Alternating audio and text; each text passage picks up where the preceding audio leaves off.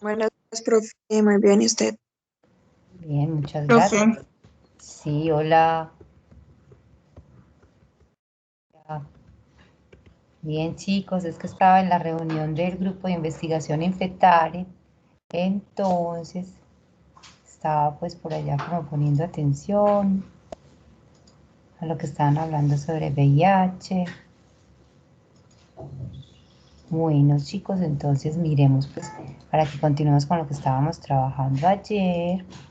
Miremos quiénes estamos hoy y continuamos. Bueno.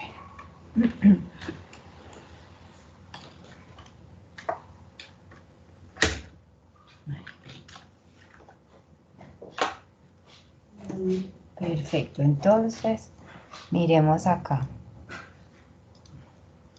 A ver.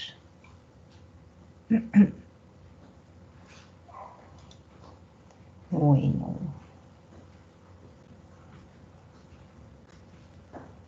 Rosa Isabela. Buenos días. Buenos días. Valeria Rosa.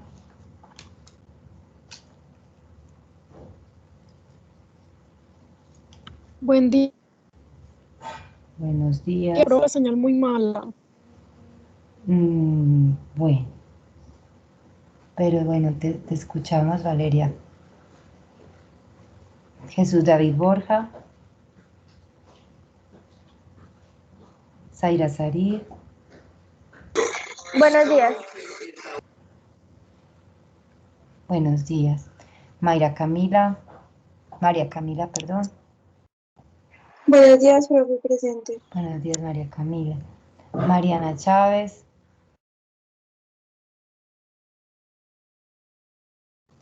Camila Díaz.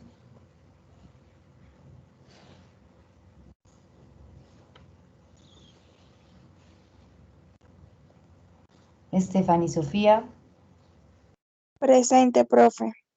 Gracias. Isabela Gallego. Buenos días, profe.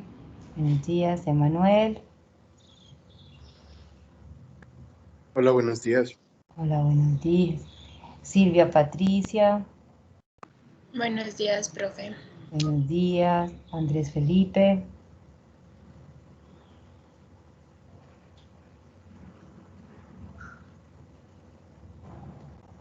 Ángela María López. Presente, profe.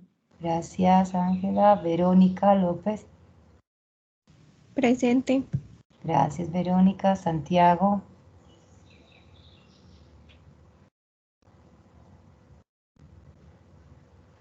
Santiago, buenos días. Aparece acá, pero... Buenos días, Hola. profe. Ok, Santiago. Darcy. Buenos días, profe. Gracias, Salomé.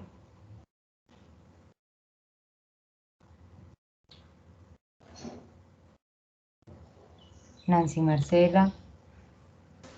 Buenos días, profe. Buenos días. Muchas gracias, Nancy. Mariana Ocampo. Buenos días. Buenos días. Muchas gracias, Mariana. José María. Buenos días, profe, presente. Gracias, José María. Ana María. Hola, buenos días. Buenos días, Ana María. María Paulina. Buenos días, profe, presente. Buenos días. Valeria Restrepo. Presente, profe. Gracias, Valeria. Gina Marcela. Buenos días, profe. Buenos días. María Camila Sosa. Buenos días, profe. Buenos días, María Camila. Janier Indira. Buenos días, profe, presente. Gracias, Janier. Michelle Zambrano. Buenos días, profe. Muchas gracias. Buenos días. Perfecto. Profe, Tenemos hola, entonces... buenos días. Apenas me acabé de conectar. Buenos días, Salomé. Profe, buenos días. También me acabo de conectar. Jesús David, buenos días. Ok, Quedamos pendientes de Mariana Chávez, de Camila Díaz y de Andrés Felipe. Entonces, chicos, vamos a continuar con lo que estábamos hablando ayer. Entonces, ayer estábamos terminando pues como de ver la actividad de la vasopresina y de la hormona oxitocina, habíamos visto eso. Y estábamos hablando de que en el caso de que tuviéramos disminución de la producción de la vasopresina a nivel pues de los núcleos subáptico y paraventricular, o que por alguna razón los osmorreceptores a nivel hipotalámico no funcionaran bien y no indujeran pues mayor producción de vasopresina, pues entonces podríamos tener una diabetes insípida central. Y pues hablábamos que había poliuria, polidipsia y sed excesiva en ese caso. Pero acá también existía la posibilidad de que los receptores B2 en el riñón pues tuvieran alguna modificación, alguna variación que pues no permitiera que se realizara una interacción adecuada entre la vasopresina y su receptor, y que por esa razón también pudiéramos tener diabetes insípida. Y en ese caso pues sería diabetes insípida nefrogénica. Y hablábamos que de la posibilidad de que tuviéramos, por ejemplo, un tumor ectópico, pues pulmonar, por ejemplo, productor de vasopresina, y que eso nos pudiera llevar a que tuviéramos una secreción inadecuada de la vasopresina, y que en ese caso tendríamos mucha vasopresina y tendríamos mucha acción de la vasopresina, por consiguiente concentraríamos mucha la orina y tendríamos una mayor dilución de nuestro plasma, y entonces pues eso nos podría conducir a una hiponatremia y podríamos pues tener dificultades a razón de eso. Entonces, bueno, sí, enterada Mariana, ya ve, aquí está Mariana, perfecto. Entonces, por esas dos situaciones que se describen pues como por exceso o porque no hay acción suficiente de la vasopresina, se pueden presentar patologías. ¿Estamos con eso que estábamos discutiendo ayer, muchachos?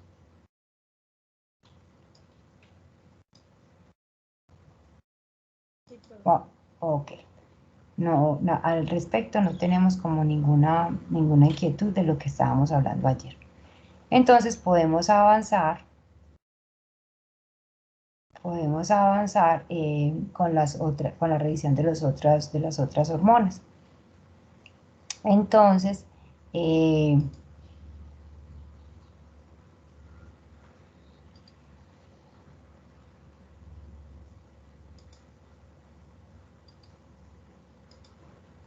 vamos a mirar a compartir acá la pantalla.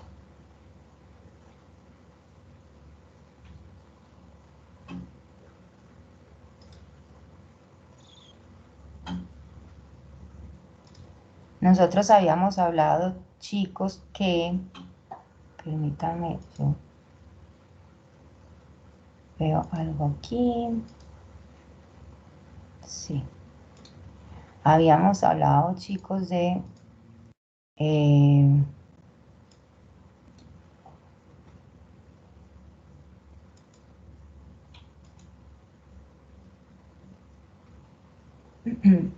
de que todos los factores hipotalámicos, recordarán ustedes que todos esos factores hipotalámicos que estimulan a las células de la adenohipófisis son factores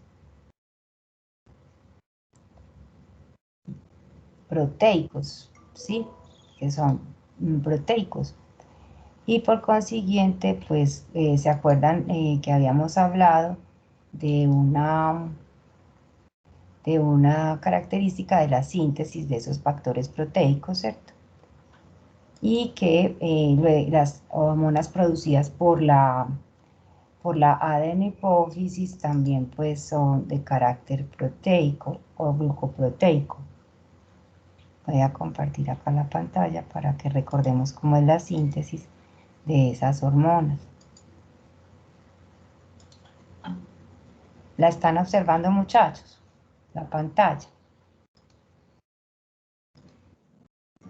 Sí, Sí, chicos. profe. Perfecto, muchachos. Entonces, bueno, nosotros habíamos visto que los factores hipotalámicos pues eran de carácter proteico, peptídico, y que estas hormonas proteicas o peptídicas tenían esta misma forma pues como de síntesis, que la mayoría de ellos se constituían primero por una gran molécula que era una prohormona en el retículo endoplásmico rugoso, que luego había pues un clivaje de este péptido acá de la prehormona, entonces se perdía esta parte y ya pasaba a ser prohormona, y que ya en el empaquetamiento del aparato de Golgi, en ese proceso ya de organizarla en gránulos de secreción, entonces iban las prohormonas sufriendo pues como un proceso en el cual esta parte pro se perdía también porque había otro clivaje o una escisión y se perdía la parte pro hasta que quedaba la hormona, y ya quedaba la hormona para ya finalmente ser secretada. Entonces, este es como el esquema general. Mira, hablaremos que también en el caso de las hormonas que se producen en la adenohipófisis, pues vamos a observar que esas hormonas de la adenohipófisis también son de carácter peptídico, proteico, y que pues van a tener principalmente esta forma pues como de síntesis y secreción.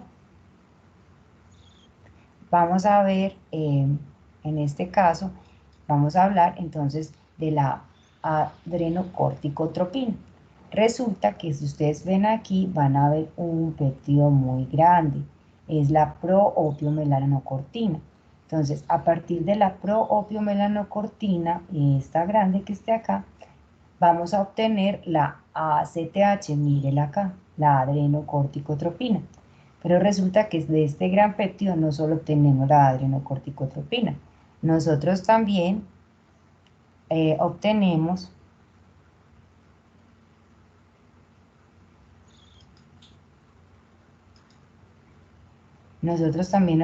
en este caso, miren,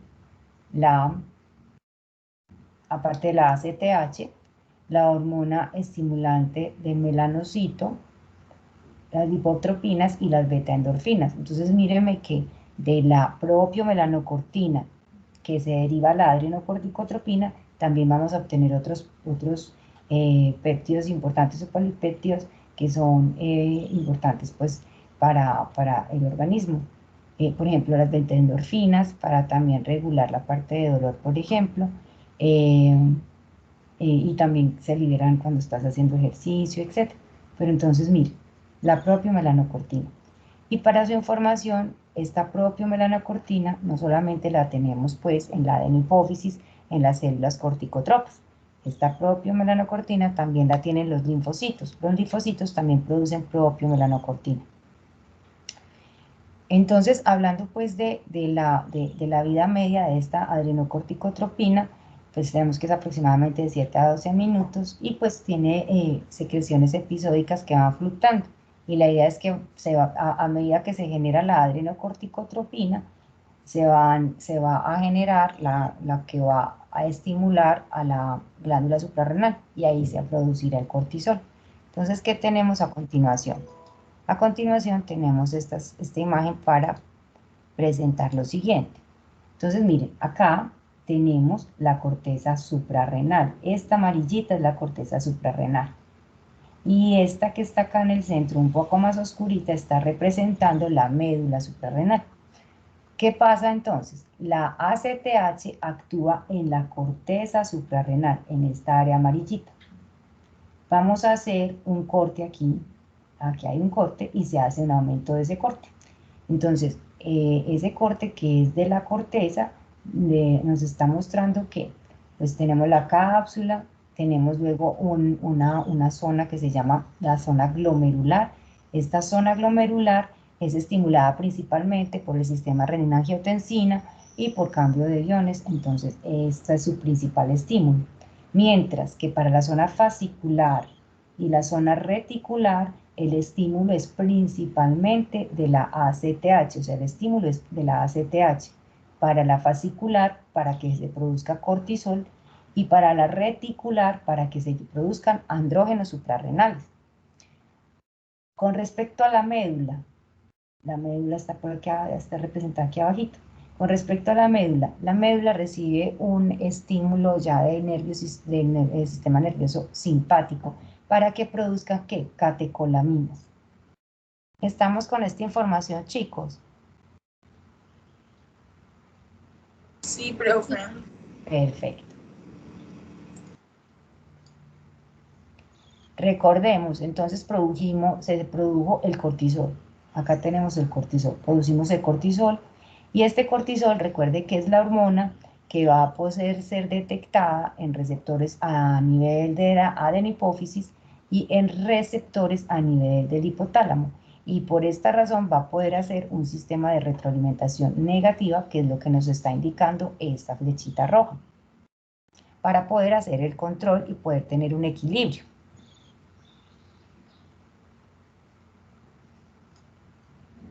Entonces, si yo estoy secretando adrenocorticotropina, esa adrenocorticotropina que está aquí en azulito, este azulito, es la adrenocorticotropina y esta que va en rojito sería el cortisol.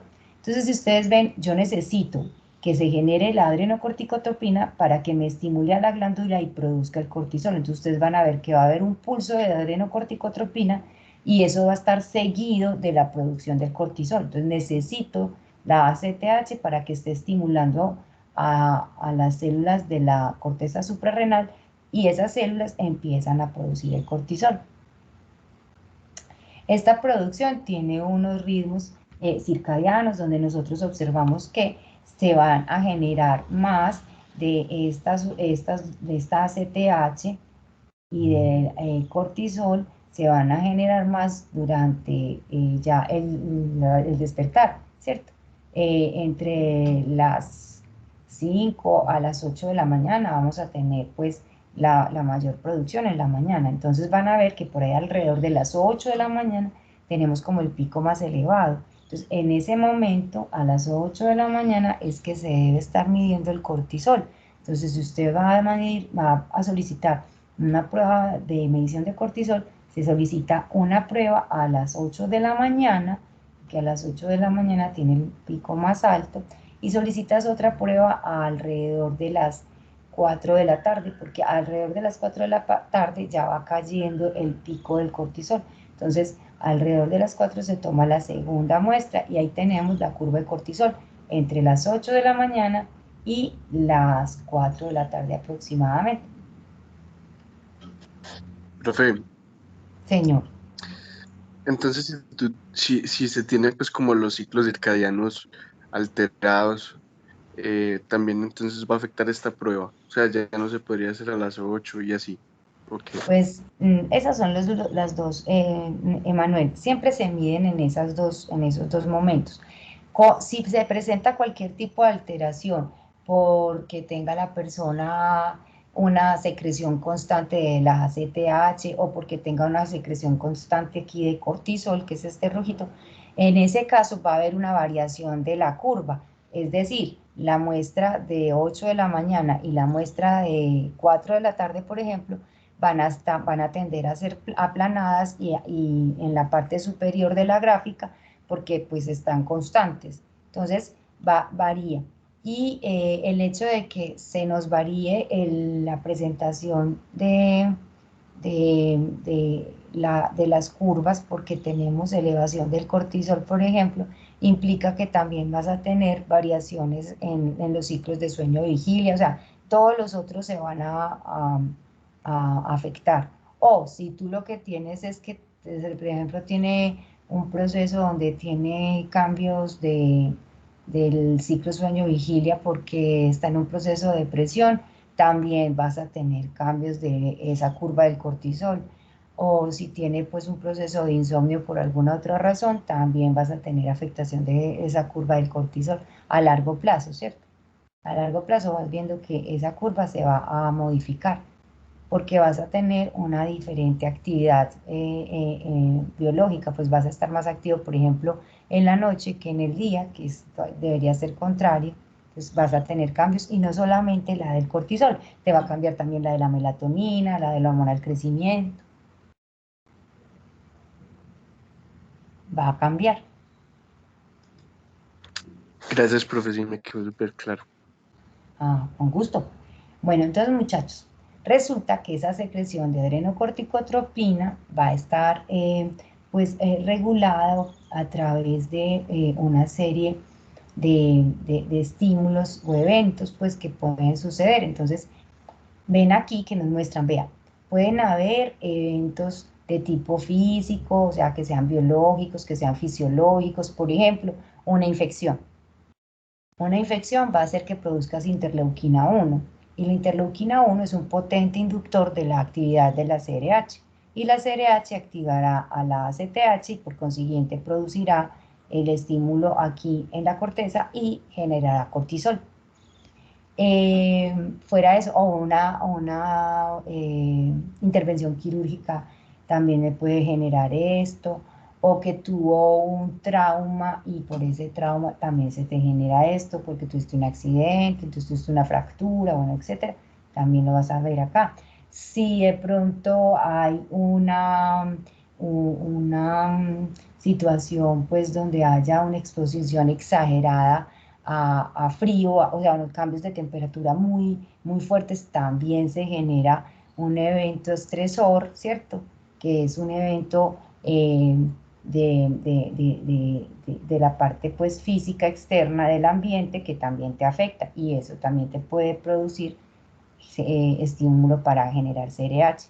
También están los eventos, por ejemplo, como la hipoglicemia, también te genera CRH. ¿Por qué? Si estás en hipoglicemia, tienes en riesgo tu cerebro, que es el que se supone debes mantener siempre protegido y con buena disposición de glucosa para que funcione de manera adecuada. Por consiguiente, es interpretado biológicamente como una amenaza para la supervivencia. Y como es una amenaza para la supervivencia, nosotros como somos mamíferos y biológicamente todos tenemos inscrita esta vía para responder ante los eventos que amenazan nuestra existencia de cualquier tipo, entonces se activará esta vía del eje hipotálamo hipófisis adrenales, que está involucrada en la respuesta, en el eje de respuesta al estrés. Entonces tendríamos también activación del eje. Y si yo tengo estímulos emocionales, reales o ficticios, porque nuestro cerebro no diferencia entre la ficción y la realidad, eso va a generar que se me active este eje. ¿Por qué? Porque ya sea que usted tiene una situación que amenaza su integridad personal, su importancia personal, etc., eso significa que se interpreta como riesgo, y como se interpreta como un riesgo, eso le genera a usted que se den vías de señalización que conduzcan finalmente a que se produzcan neurotransmisores, bueno, ciertas sustancias que finalmente en el hipotálamo van a activar mayor acción, van a activar principalmente a la CRH y van a generar mayor acción de este eje. Entonces, ahí pueden ustedes observar que sean situaciones físicas, que sean situaciones psicosociales, que sean situaciones reales o imaginarias, etcétera. Vamos a activar este eje que sabemos que biológicamente la tenemos y como somos mamíferos va a funcionar siempre así. ¿Estamos, chicos? ¿Sí? ¿O no? Sí, profe. Ok. Entonces, por decir algo, si usted tiene miedo, tiene angustia, etcétera, tiene mayor actividad de la amígdala, pero no la amígdala que tenemos pues en la garganta, sino pues en la orofaringe, sino una amígdala que está en el sistema nervioso central, ¿cierto? Y esta parte está relacionada con la respuesta al miedo. Y esa amígdala tiene conexiones que van al hipotálamo directamente al lugar, pues, para donde están las neuronas que secretan CRH. Y entonces, pues, se estimula la secreción de CRH y producción finalmente de cortisol. Entonces, vemos acá un ejemplo del exceso de cortisol. Entonces, un ejemplo de exceso de cortisol en el caso del síndrome de Cushing. Este síndrome de Cushing puede ser porque se presente a nivel de la hipófisis un adenoma que sea secretor de adrenocorticotropina. Entonces, cuando tenemos un adenoma en la hipófisis que produce adrenocorticotropina, el nombre que recibe, pues que van a encontrar en los libros, es como enfermedad de Cushing, ¿sí? Y van a ver en la literatura que las adenomas de la glándula suprarrenal productores de cortisol son los que se van a considerar como síndrome de Cushing. En ambas circunstancias, sea porque hay un aumento de la producción de la CTH o porque tenga un adenoma aquí en la glándula suprarrenal que me produzca cortisol, en ambas circunstancias vamos a tener aumento del cortisol y por consiguiente vamos a tener afectaciones a nivel corporal porque actúa a nivel de diferentes órganos. Entonces vamos a tener que se hace un acúmulo de grasa centrípeta a nivel pues aquí abdominal. Vamos a tener que además también se acumula en la parte pues de la nuca, también va a haber una acúmula ya de un panículo adiposo. Vamos a tener que estas personas van a disminuir su masa muscular, entonces van a tener sarcopenia porque van a tener mucha proteólisis porque va a generar esto el cortisol para obtener pues también energía aparte pues del músculo, pero también vamos a ver que se va a generar cierta resistencia periférica a la insulina y por consiguiente pues vamos a tener lipólisis, vamos a tener aumento pues de la producción de sustratos a partir de otras fuentes como las proteínas y los ácidos grasos y entonces, ¿qué va a pasar? Vamos a tener un aumento de sustratos de energía circulando, pero esos sustratos de energía no se van a usar de manera apropiada, no se va a poder introducir la glucosa, por ejemplo, al músculo, porque se genera también a la par una resistencia periférica a la insulina, lo cual quiere decir que nos va a generar también una hiperglicemia, probablemente una diabetes, o inicialmente un síndrome metabólico, pues por el aumento pues de ese perímetro abdominal, a expensas de acúmulo de tejido graso, no se conoce pues por qué prefiere esa ubicación, pero así se da, y vamos a tener además pues aumento pues de esa glicemia, de lípidos también, de ácidos grasos circulantes, etcétera. Entonces vamos a tener también un proceso de un síndrome metabólico pues que acompaña a estos pacientes con el síndrome de Cushing y que a la larga podría derivarse en una diabetes tipo 2. Estas personas también tienen hipertensión arterial, retención de líquidos, generan sarcopenia también, osteopenia, osteoporosis, tienen fragilidad capilar, tienen la piel frágil, presentan también cambios en la calidad del cabello, presentan también caída o pérdida del cabello, también presentan cambios de estado de ánimo y también puede llegar a presentar también depresión. Entonces, bueno, miren que el exceso de esta hormona puede generar muchos problemas. Más adelante volveremos a retomar esta parte donde estaremos hablando ya de los adenomas hipofisarios, estaríamos hablando ya precisamente del adenoma hipofisario. Pero este es un ejemplo para que se den cuenta de lo que pasa si tenemos un exceso en la producción del cortisol, por ejemplo. Tendremos mucha afectación. Continuemos, hablemos sobre hormona de crecimiento. Sabemos que la hormona del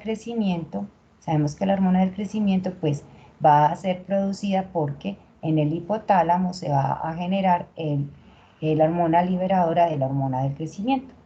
Esta hormona es una cadena polipeptídica de 45 aminoácidos, está acoplada a proteínas G, tiene secreción episódica, sigue un ritmo circadiano y es producida por los núcleos arcuato, y sus axones van a la capa externa de la eminencia media. También hay otros tejidos que pueden secretar esta hormona liberadora, la hormona del crecimiento. Sin embargo, no se conoce qué función tienen estos tejidos, como el ovario, la placenta y el útero en los humanos. Entonces hablábamos de que esta hormona del crecimiento es secretada en el hipotálamo a partir del núcleo arcuato. Tiene dos isoformas, una de 44 aminoácidos y otra de 40. La de 44 aminoácidos es la que ejerce esa actividad biológica. Esta hormona hace parte pues de la familia de péptidos como secretina, glucagón y péptido intestinal vasoactivo, y su vida media cuando está en circulación es de 3 a 7 minutos. Y su función es estimular a las células somatotropas de la adenohipófisis para que produzcan entonces la hormona del crecimiento.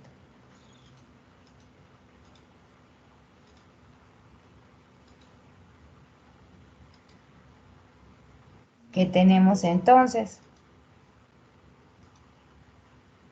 Que esta hormona liberadora de la hormona del crecimiento puede estar también estimulada su producción en los momentos de estrés agudo. Entonces se codifica la expresión para los receptores pues, de la hormona del crecimiento, también para secreción de esta hormona liberadora de la hormona del crecimiento, porque todo lo que me va a estimular que se genere la hormona del crecimiento va también a estimular la liberación hipotalámica de la hormona liberadora de la hormona del crecimiento. Entonces, en los momentos de estrés agudo también se libera hormona liberadora de la hormona del crecimiento, se produce hormona del crecimiento. En los estados de estrés crónico ya el exceso de glucocorticoides lo que va a hacer es que nos inhibe la expresión, nos va a inhibir la expresión. Y existen pues otras sustancias que nos pueden estimular su secreción, como sustancias opioides que utilizan los receptores adrenérgicos alfa 2, el GABA y otras sustancias pues que actúan directamente a nivel hipotalámico y nos inducen la expresión de esa hormona liberadora. Acá tenemos en esta imagen para recordar que esta hormona del crecimiento se habla de que hay una homología o hay una relación entre la hormona del crecimiento y la prolactina, pero se habla es que al parecer hay un gen ancestral común, más de 400 millones de años pues, de evolución, donde en ese gen ancestral común se observa que estaría la prolactina y se estaría produciendo prolactina y también se estaría codificando para hormona del crecimiento. Y pues entonces se describe que hay cierto grado pues, de similitud. Y acá podemos mirar la estructura de la hormona del crecimiento, la estructura del lactógeno placentario y la estructura de la prolactina. Y si ustedes observan, hay cierta similitud en la estructura y con algunas variaciones. Por eso se habla de que tienen esa relación. La hormona del crecimiento también va a tener una regulación de su secreción, no solo pues por el estímulo que ejerce la hormona liberadora, sino también vamos a tener una hormona que es inhibidora de la producción de la hormona del crecimiento. Esa neurohormona es la somatostatina. La somatostatina es el principal inhibidor de la síntesis de la hormona del crecimiento y también inhibe en parte al eje de la TSH, al eje de la hormona liberadora de la tirotropina. Esta somatostatina se produce en el núcleo periventricular, tiene una liberación episódica, es codificada en el cromosoma 3. En el sistema nervioso central, la somatostatina es un polipéptido de 14 aminoácidos, ¿sí? Y en el tracto gastrointestinal también ustedes van a ver que tenemos hormona, la somatostatina, pero esa somatostatina ya no es de 14 aminoácidos, sino que es de 28 aminoácidos. Entonces, En nuestro sistema nervioso central es una hormona de 14 aminoácidos y en nuestro tracto gastrointestinal de 28 aminoácidos. En el tracto gastrointestinal, la somatostatina también tiene un carácter inhibidor, entonces inhibirá la insulina, el glucagón, la gastrina, etc. Y pues tendremos que en el tracto gastrointestinal también se va a producir por el páncreas, por ejemplo, y en otras áreas del tracto gastrointestinal principalmente. La somatostatina se une al receptor GPCR, a un receptor, pues, una proteína G, y se llama el receptor de la somatostatina, SSTR. Entonces es una proteína G inhibitoria que entonces nos va a generar que no se libere la hormona del crecimiento. Si yo tengo expuestas las células somatotropas tanto a la somatostatina como la hormona liberadora de la hormona del crecimiento, va a prevalecer o va a ejercer pues como mayor acción la inhibición de la somatostatina. Entonces va a ser más actividad inhibitoria que la capacidad que tenga en ese momento esta hormona liberadora de la hormona del crecimiento, pues de generar la liberación de la hormona como tal.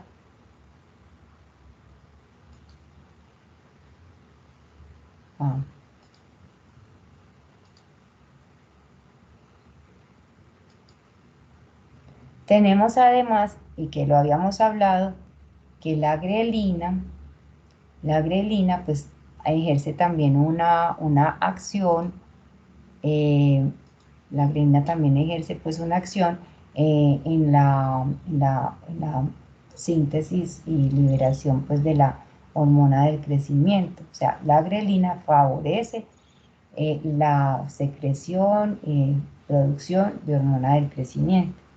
Entonces la grelina es producida principalmente en el fundus gástrico. Se produce principalmente en el fundus gástrico. También se ha descrito que hay cierta producción muy pequeña en el núcleo de Arcuato de grelina. Esta grelina aumenta notablemente la secreción de la hormona del crecimiento, pero también cumple una función como una hormona orexigénica que estimula el apetito.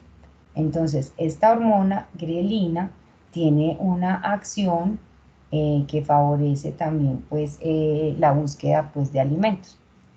La grelina actúa sobre un receptor que está acoplado a proteínas G y es el receptor GHSR1 alfa. Ese receptor es un receptor secretagogo, es decir, que favorece la secreción de la hormona del crecimiento. Pero a este receptor no se une la hormona del crecimiento, se une es la grelina.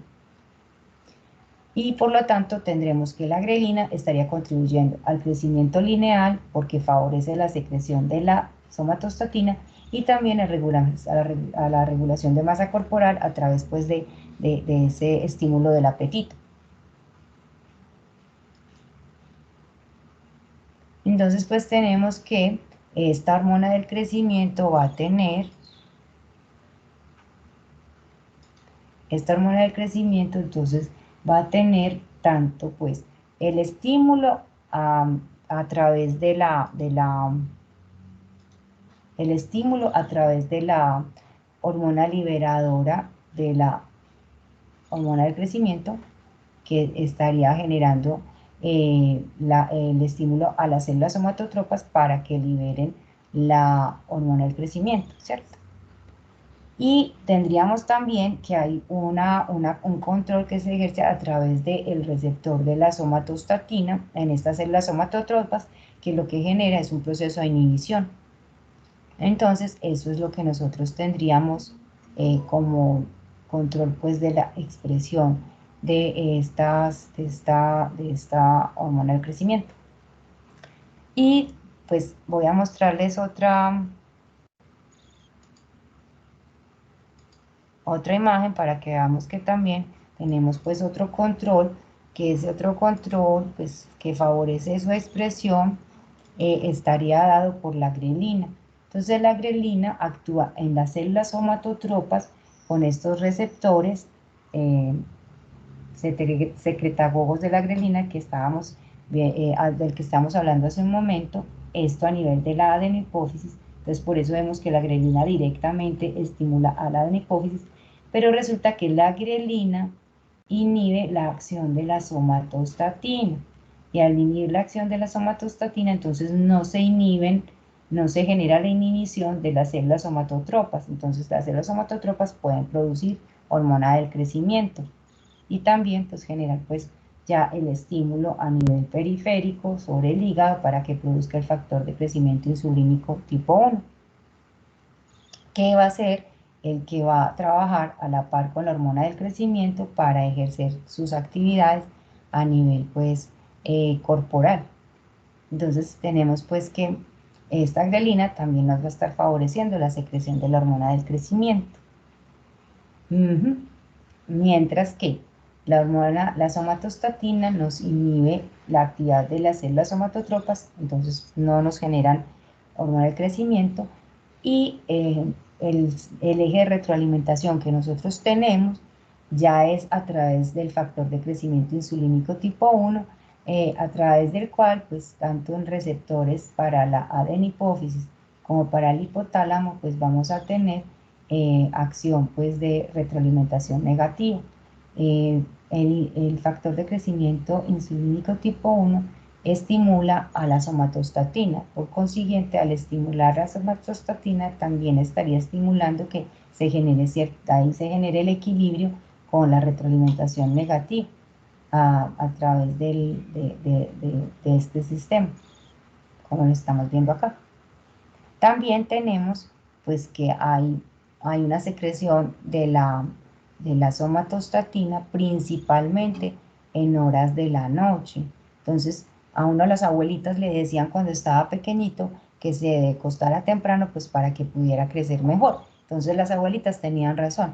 En las fases pues 3, 4 del sueño nosotros producimos mayor cantidad de hormona del crecimiento.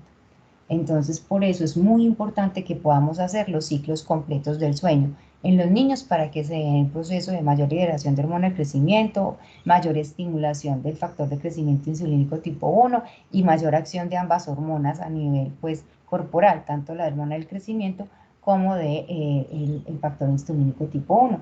Entonces, en los niños, estimular pues que duerman las 8 horas para que tengan la liberación apropiada de hormona del crecimiento.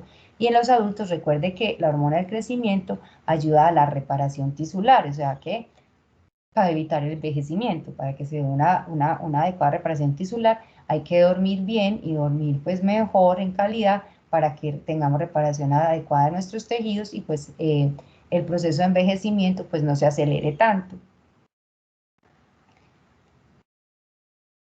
Otra cosa pues a tener en cuenta es que pues no solamente nosotros estamos produciendo hormona del crecimiento mientras dormimos, también cuando se hace ejercicio, por ejemplo, hay picos de liberación de hormona del crecimiento. Recuerde también las abuelitas le decían le decía a uno chiquito, vea, vaya juegue baloncesto, vaya juegue cualquier cosa pues que le ayude a crecer. Y el baloncesto le decían que para que uno se volviera supuestamente más alto, pero pues no tenía como ninguna relación con eso, sino la actividad física, el ejercicio induce esos picos de liberación de hormona del crecimiento. Cuando hay un estrés excesivo, prolongado, o una privación emocional grave, por ejemplo en los niños, no se secreta la hormona del crecimiento. Estos experimentos se hicieron en los guetos o en los gulags en Europa cuando pues, se dio la Primera y Segunda Guerra Mundial, donde se tenían los campos de concentración. Y en estos, como les había explicado yo previamente, pues los niños que no tenían ningún estímulo afectivo ni ningún acompañamiento, eran niños que tenían retardo en el crecimiento pondoestatural, pero también retardo en la parte cognitiva. ¿Por qué? Porque la hormona del crecimiento permite también la fijación de los, conocimientos y de todos los conceptos que se trabajaron durante el día. Entonces, pues, cuando hay una poca producción de esta hormona, tampoco se está favoreciendo esos procesos de memoria que también se refuerzan y consolidación, pues, en memoria de trabajo.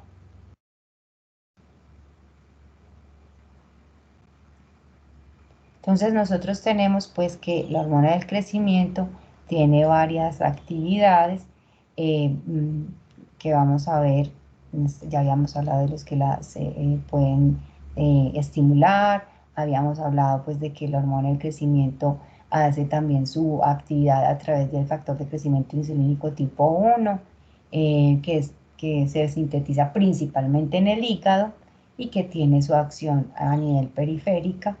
Y habíamos hablado que también nos sirve para la parte de retroalimentación negativa.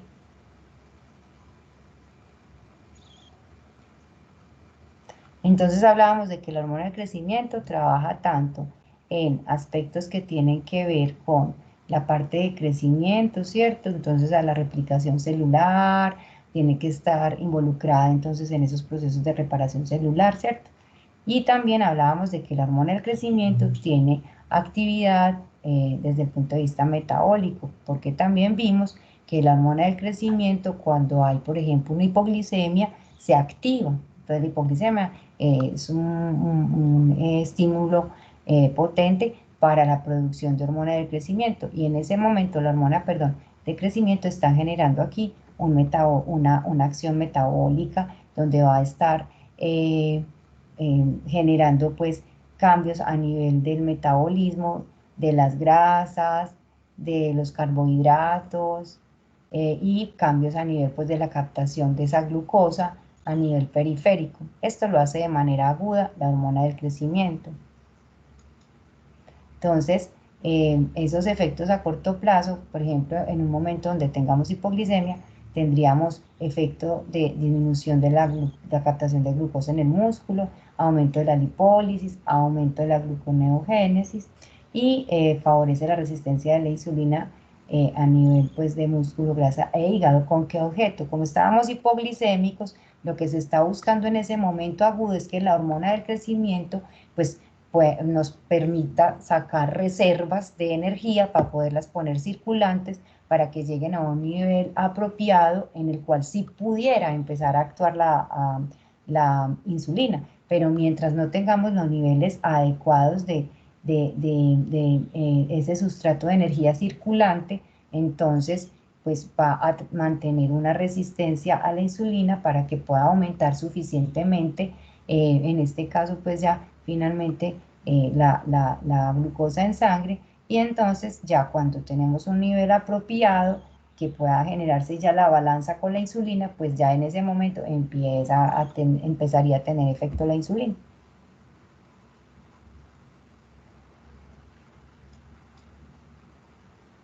Acá en esta nos está hablando pues del metabolismo de carbohidratos, lípidos, proteínas, y entonces nos muestra cómo esta hormona de crecimiento tiene efectos de crecimiento y proliferación, y cómo el factor de crecimiento insulínico tipo 1 tiene efectos pues en el metabolismo y en la supervivencia celular, también efectos de crecimiento también a nivel pues de reparación tisular.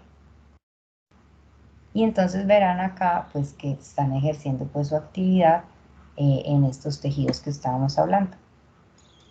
En resumen, podríamos tener que entonces la hormona del crecimiento pues va a disminuir la sensibilidad de la insulina, fomenta la lipólisis, nos va a ayudar a que se sintetice a partir del hígado el factor de crecimiento insulínico tipo 1, va a favorecer pues crecimiento epifisario, síntesis de proteínas, y esa actividad pues la va a realizar también a través del IGF-1. El IGF-1 tiene una actividad similar a la insulina, genera o estimula la síntesis de proteínas y crecimiento epificiario. Recuerde que la insulina, el factor de crecimiento insulínico tipo 1, son factores de crecimiento, entonces nos van a inducir que produzcamos la reparación del tejido o generemos crecimiento. Entonces por eso se promueve la síntesis de proteínas a través del factor de crecimiento insulínico tipo 1 y el crecimiento hipofisario. Y pues como tiene una similitud con la insulina, también sus receptores tienen cierto grado pues de similitud, entonces puede generar algunas actividades pues que son actividades similares a la insulina, como por ejemplo la actividad antilipolítica podría ser otra de las acciones que estaría generando pues el factor insulínico tipo 1. ¿Qué pasa si nosotros tenemos un exceso en la producción de esa hormona del crecimiento? Entonces, vamos a mirar que si nosotros tenemos un exceso de la hormona del crecimiento y no se han cerrado los discos epifisarios, entonces vamos a tener personas con gigantismo. Miren este joven acá. Mientras que si vamos a tener a alguien que ya haya cerrado sus discos epifisarios, vamos a tener acromegalia. Este es uno de los ejemplos de Maurice Tillet, que era un francés que tenía acromegalia, y miren pues el fenotipo de la persona acromegálica, estos cambios. Vamos a mirar más a profundidad esto cuando miremos la parte pues de adenomas. Sin embargo, para tener en cuenta qué pasa si tenemos exceso de la producción de la hormona del crecimiento.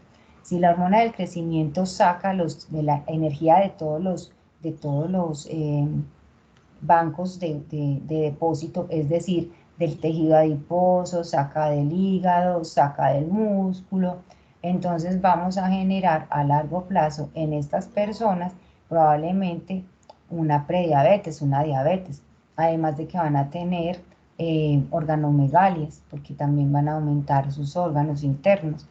Vamos a tener personas que puedan tener una mayor predisposición a la generación de neoplasias, precisamente por esa gran actividad de la hormona del crecimiento.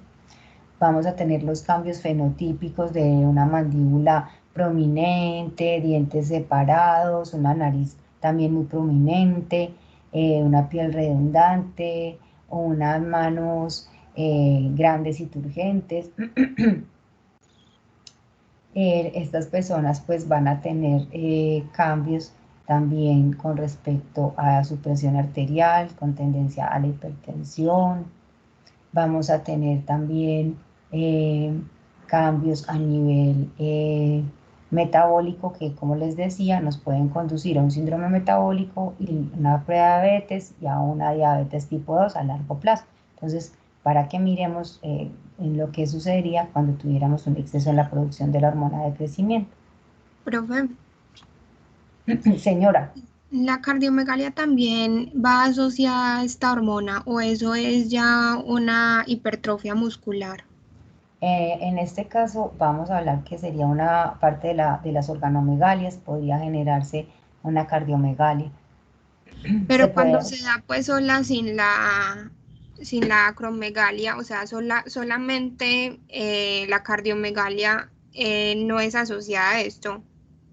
Mire, usted debe tener varias razones de llegar a una cardiomegalia. En este caso estamos hablando que este problema está asociado a que tenés un exceso de hormona del crecimiento y que también te va a afectar al corazón, al hígado, puede afectarte riñones, o sea, varios órganos a nivel corporal. Entonces estamos diciendo que tienes un crecimiento del corazón a expensas de un mayor efecto de la hormona del crecimiento como tal. Estamos hablando es que es el efecto de la hormona del crecimiento sobre este órgano que hace que aumente de tamaño, ¿cierto? Que aumenta, se hace más grande el corazón. Y además, pues obviamente, si vamos a tener un proceso pues de una hipertensión a largo plazo, pues porque termine generando pues también otros procesos secundarios pues a esta acromegalia, también pues podría contribuir a esa cardiomegalia, a ese pues, aumento del corazón. Pero aquí estamos hablando del efecto de la hormona del crecimiento sobre el crecimiento del agrandamiento de los órganos. Entonces estarían creciendo las estructuras y toda la parte pues muscular del corazón, las valvas, todo estaría pues como generando ese aumento en su tamaño, pero pues por la hormona del crecimiento. En este caso es por la hormona del crecimiento, no por otras causas cardiovasculares que pudieran llegar a que usted produjera una cardiomegalia.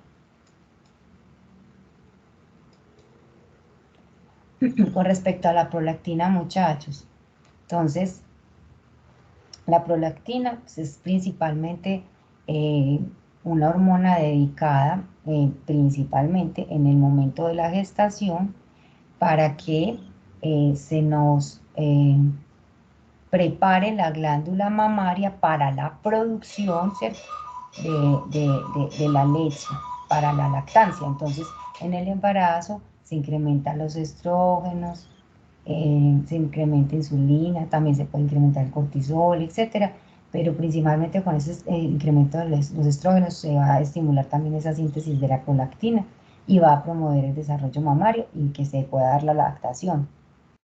Tiene también un efecto estimulante sobre las células del sistema inmune y también promueve la supervivencia de las mismas. Normalmente todos los humanos producimos prolactina. En este caso del embarazo se aumenta mucho la producción de ella, pues para que podamos generar el desarrollo de la mama y ahí se pueda dar la lactancia.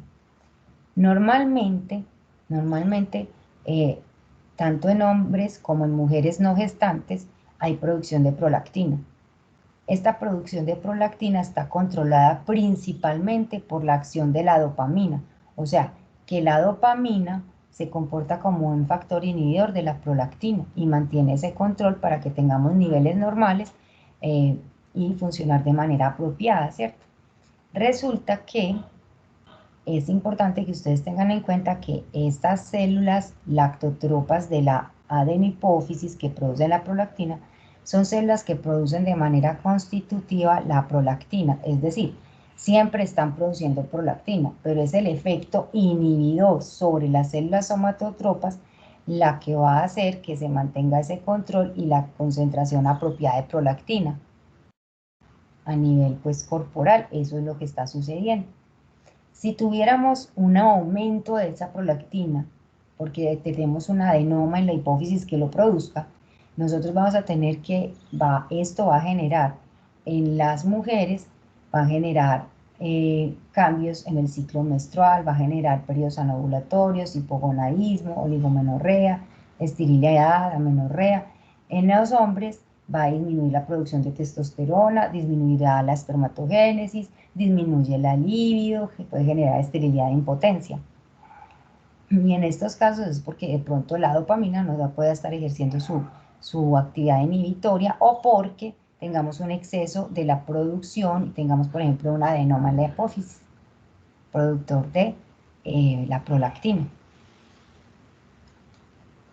Entonces, pues vemos que la prolactina principalmente pues está aumentada en el embarazo principalmente. Tenemos que hay estímulos fisiológicos como el amamantamiento, el estímulo de succión. También se puede generar picos de aumento de la prolactina con el ejercicio. Por ejemplo, un proceso de una hipoglucemia que genera un estrés pues fisiológico puede también estimular pues la presencia pues de la síntesis de la prolactina. El sueño también favorece pues la síntesis de la prolactina y se ha descrito que hay algunos fármacos que podrían también afectar pues la producción de la prolactina. Entonces hablan de que los agonistas o los antagonistas de la dopamina pues favorecen o disminuyen su producción. Entonces, si usted tiene un antagonista de la dopamina, es decir, que inhibe la acción de la dopamina, se va entonces a evitar que la dopamina pueda ejercer su inhibición sobre las células somatotropas, ¿cierto? Porque es un fármaco que inhibe o no permite la acción de la dopamina. Entonces, en ese caso vamos a tener aumento de la prolactina, ¿sí? También hemos visto que se puede generar un aumento de la prolactina por efecto de la TRH, que lo habíamos hablado, los estrógenos. Hay otras hormonas, el péptido intestinal vasoactivo, los fármacos que son agonistas de la dopamina, es decir, que estimulan o que tienen un efecto también similar a la dopamina. Entonces, cuando tengamos antagonistas y agonistas de la dopamina, vamos a observar pues que se van a generar estos efectos. Entonces, si tengo un antagonista de la dopamina, vamos a aumentar la acción y si es un agonista, el agonista lo que va a hacer es que favorece también la acción de la dopamina. Entonces, el agonista quiere decir que va a favorecer que se disminuya pues la síntesis de la prolactina, mientras que el antagonista de la dopamina estaría generando un aumento de la producción, porque estaría evitando que la dopamina inhiba, ¿sí? Si tenemos una lesión en el tallo hipofisario, obviamente no vamos a pensar nosotros que si hay una lesión en el tallo, nosotros vamos a dejar de producir prolactina. Si hay una lesión en el tallo, es decir, si la hormona del crecimiento no tiene, la hormona prolactina no tiene inhibición por parte de la dopamina, ya les voy a mostrar lo que les estoy diciendo. Permítanme un momento, para que me entiendan esta otra actividad que estamos viendo, de pronto con un dibujito uno entiende mejor. Les voy a poner aquí un dibujito para que hablemos de eso. Entonces, ¿qué es lo que nos estamos diciendo acá? ¿Qué es lo que nos está diciendo acá, muchachos? Miren, nos dice que la producción de la producción, voy a prender aquí, la producción de la dopamina es la producción de la prolactina es principalmente controlada por una actividad pues más inhibitoria. Entonces supongamos que, imaginen ustedes pues que acá tenemos pues a la hipófisis, la neurohipófisis. Bueno, entonces nos están diciendo que tenemos aquí a la dopamina producida en el hipotálamo y que esa dopamina pues va a entrar, supuestamente vamos a tener la eminencia media acá, ustedes tienen muy buena imaginación, se imaginan la eminencia media, se imaginan el plexo primario, ¿cierto? Por acá viene la arteria hipofisaria superior, tenemos el plexo primario, se imaginan pues que tenemos vasos portalargos, pues que van por aquí, que llegan a la adenohipófisis, ¿cierto? Interactúan acá en la hipófisis, vasos portalargos, y llegan acá. Ustedes muy juiciosamente se imaginan que por acá tenemos pues como nuestra eminencia media, la parte intermedia, perdón. Entonces, bueno, resulta que por alguna razón aquí hubo algún daño aquí en el tallo hipofisario. Si hubo un daño en el tallo hipofisario, algún daño aquí, entonces las hormonas que iban a pasar del hipotálamo a la hipófisis, como la dopamina, para poder hacer la inhibición, o sea, esta que está acá, estamos aquí, esta dopamina no va a poder pasar acá. Resulta y sucede que si no pasa, las células que nosotros tenemos por acá, que son células productoras, las voy a poner en rojito, ¿cierto? Las células lactotropas, véanlas por aquí en rojito. Les dije yo que esas células lactotropas, ellas por naturaleza están siempre produciendo lo que es la prolactina. Entonces estas siempre producen prolactina. Entonces siempre están produciendo prolactina, ¿cierto? Y lo que pasa es que es la dopamina la que inhibe que las células produzcan mucha dopamina. Mucha prolactina. Si yo tengo que la dopamina no pasa, que es el inhibidor, entonces ¿qué pasa con estas celulitas? Que siempre están produciendo la prolactina. ¿Producen prolactina o no producen prolactina? Sí, profe. Producen prolactina.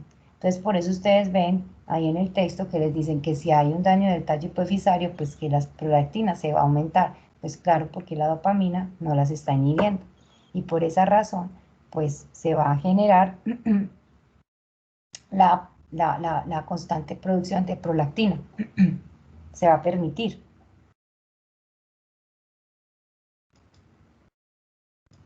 ¿Sí? Bueno, tenemos entonces, además de, ahí vimos la prolactina, la tirotropina, hormona estimulante de la glándula tiroides. tenemos pues que es una glucoproteína. Aquí tenemos pues una imagen de lo que podría ser pues esa estructura de la TSH. Sabemos que entonces es una glucoproteína, tiene una subunidad alfa y una beta. Los péptidos de las cadenas alfa y beta se sintetizan por separado y se unen antes pues, de fijar pues, esos grupos carbohidratos, y son esas cadenas alfa y beta las que van a generar los procesos de actividad pues, de esta hormona.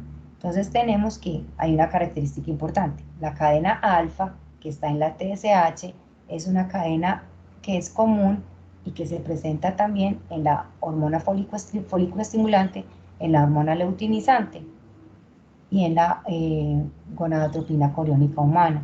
Entonces, en ellas la cadena alfa es común. Lo único que hace la diferencia es la cadena beta, que la subunidad beta difiere y es la que va a dar la especificidad biológica de la hormona estimulante de la tiroides.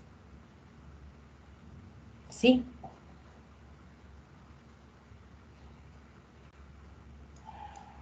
Entonces, la subunidad beta de la TSH se va a unir a los receptores de alta afinidad en los tirocitos, en la tiroides.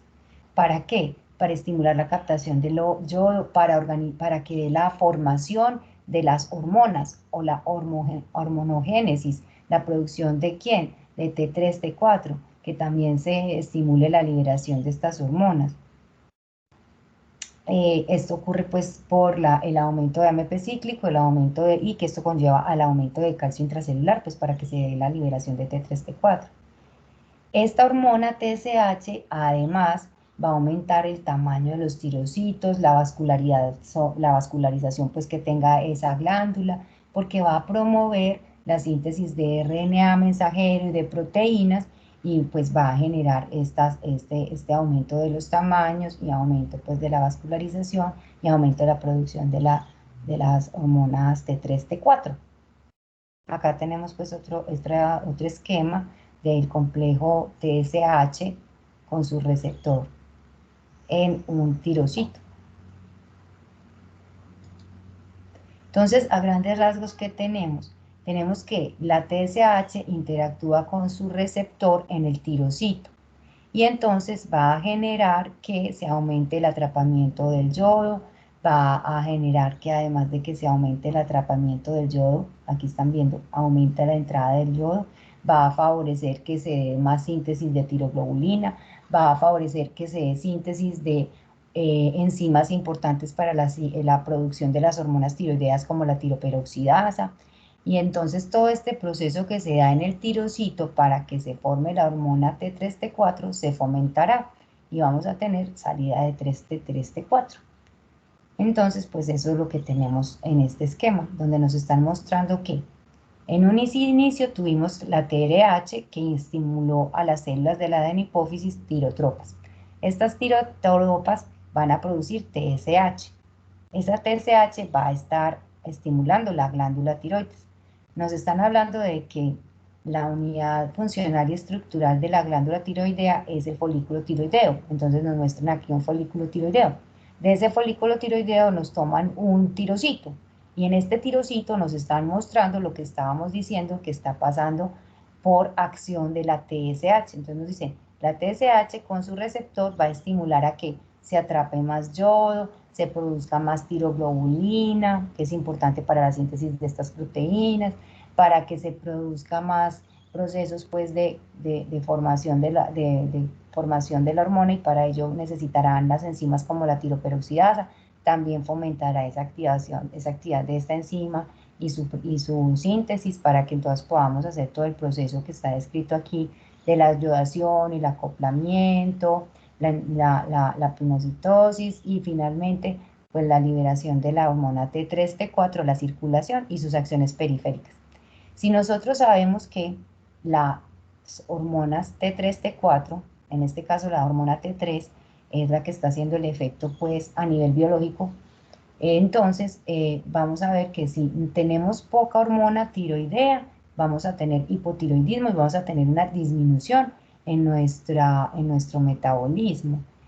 Vamos a tener entonces varias cosas, la intolerancia al frío, caída del cabello, la piel seca, pérdida de vello. Vamos a tener que la persona pues va a estar un poquito más con una piel más abotagada, va a estar un poco más lenta, como más cansada, va a tener el tránsito intestinal disminuido, entonces va a tender a un proceso de estreñimiento, también va a tener compromiso a nivel pues de las gónadas, puede también presentarse ese cierto grado pues de periodos de anovulación, o sea, se puede generar pues también periodos o infertilidad, pueden presentarse. Y si tengo un exceso de la acción de la hormona, pues voy a tener aumento de la frecuencia cardíaca, aumento de la presión arterial, va a tener un temblor fino, pues también por ese aumento pues, de esa actividad metabólica. Voy a tener también probablemente aumento de los reflejos, podría tener osteoporosis, podría tener también cambios a nivel pues, del aparato reproductor, puedo tener un aumento en el número de las deposiciones, ¿cierto? Aumenta la frecuencia de las deposiciones, va a tener intolerancia al calor, por ejemplo. Entonces, mírenme que si hay un exceso puede generarse esto, o sea, un defecto. Más adelante miraremos con los adenomas tirotropos que pues podríamos generar algún tipo de estas circunstancias de aumento de la actividad de la hormona. Con respecto a las gonadotropinas, ya vimos que entonces comparten las cadenas o la subunidad alfa, la beta no la comparte, la beta es la que permite que se haga la acción directa de la gonadotropina. Acá tenemos un esquema de la FSH. Hablamos de las cadenas alfa común, ya lo dijimos, las beta que son la que genera la diferencia biológica. Hay unos pulsos de secreción de las gonadotropinas, que estos pulsos de secreción, si son de baja frecuencia, favorecen la liberación de la FSH, es decir, si la hormona liberadora de las gonadotropinas tiene pulsos de baja frecuencia, entonces, o sea, ¿qué quiere decir? Que no son unas frecuencias son frecuencias pues no muy altas, no tienen pulsos muy seguidos, sino pulsos más bien como espaciados, va a favorecer la liberación de la folículo estimulante. Si tiene pulsos más frecuentes, va a favorecer la presentación, o la liberación de la LH. Entonces, la hormona liberadora de la gonadotropina, de acuerdo a esos pulsos de bajas frecuencias o de alta frecuencia, van a estar estimulando la FSH o la LH. Sabemos que esto tiene una secreción episódica y pues se genera la producción de otras sustancias que van a tener algún tipo de actividades sobre el eje, que eso lo vamos a ver después. Y la acción de otras hormonas que podrían también estar suprimiendo la acción de los ejes de las gonadotropinas.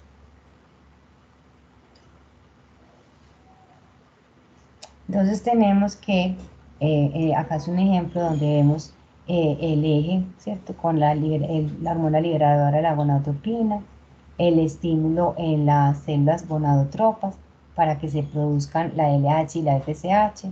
Tenemos entonces que se produce LH y FSH. Esa LH y esa FSH irán a las gónadas, en este caso estamos hablando del testículo. Entonces, estarán generando una actividad pues a nivel pues, de los testículos, estarán entonces estimulando a las células de Leydig para la producción de la testosterona, a las células de Sertoli para pues, el estímulo también de la espermatogénesis y la producción de la inhibina. Entonces ahí tenemos pues actividad a nivel pues de las gónadas masculinas. Y las gónadas, en el caso pues de los ovarios, vamos a tener que la folículo estimulante estaría estimulando pues el crecimiento de esos folículos. Y otra de las acciones que tendríamos de la leutinizante es pues favorecer esos procesos de ovulación, mantenimiento de ese cuerpo lúteo, para que entonces podamos anidar pues y que se pueda mantener en caso de que haya un ciclo pues de fecundación, que se pueda pues anidar ese ovocito fertilizado en el endometrio. Esto ya lo dijimos. Tienen acciones ya la testosterona y los estrógenos, que también están siendo producidas por estas gónadas, por acción de las gonadotropinas. Tienen acciones a nivel corporal, ¿cierto? Entonces, en el caso de los hombres, favorece la generación pues de una voz más grave, entonces tienen efecto sobre la laringe, favorece los caracteres sexuales secundarios, entonces favorece el vello facial, que tengan barba, por ejemplo, las axilas pues también ese vello axilar, en el área pues del pubis, crecimiento también del pelo, crecimiento del pene, fortalecimiento pues y crecimiento de los huesos, también pues de las gónadas. Y en las mujeres pues los estrógenos y la progesterona también están favoreciendo pues todos estos caracteres sexuales secundarios, y también favorece pues el crecimiento de los huesos. Y recuerden que estas hormonas, testosterona y estrógenos, también participa en la fusión de los ciclos de los discos epifisarios, o sea que en el momento pues para favorecer pues su cierre y disminuir ya en ese momento el crecimiento lineal de los huesos. Entonces también tienen esos efectos, tienen efectos también hasta en el sistema nervioso central, y tienen efectos pues que tienen que ver también con procesos de memoria y aprendizaje. Bueno, chicos, hasta ahí vamos con esta parte, que es como ese repaso lo que hemos visto de estas hormonas de la adenipófisis. Ahora vamos a mirar, voy a dejar de compartir para que empecemos a trabajar la parte de los adenomas. De los adenomas hipofisarios. Profe, Señor. una pregunta, disculpe. Pero eso es de la clase pasada, que necesito que me recuerde, por favor. El tratamiento para la diabetes insípida por origen nefrogénico, lo que hacen esos fármacos es el aumento de los receptores para la vasopresina. Mira, espérate. Estábamos hablando la vez pasada que decíamos, yo voy cerrando acá porque si no, no me deja aquí mostrar. En la clase pasada entonces hablábamos que en ese caso las personas tenían que ser tratadas, por ejemplo, no solo por ejemplo, se utilizaban algunos fármacos que pudieran ayudar a favorecer de alguna manera más retención de líquidos, y recordar que se hace control también para esas personas de, por ejemplo, el consumo de cloruro de sodio, que es otra también de las situaciones en las que pues, se les trata de organizar, pues como medir como la parte del volumen de líquido consumido, la del cloruro de sodio, y utilizar otros fármacos que favorezcan en el caso de estas personas que puedan pues retener más líquido y no perder tanto. Se hace pues ese tipo de manejo. Pero, profe, era lo que estábamos diciendo. Bueno, profe, muchas gracias. Sí. Pero esos fármacos aumentan los receptores de las células para que puedan tener una retención, hablando de una manera fisiológica. No. Recuerda que el problema es un problema, digamos, lo que, pues como estructural, porque el problema está en que los receptores no funcionan de manera apropiada.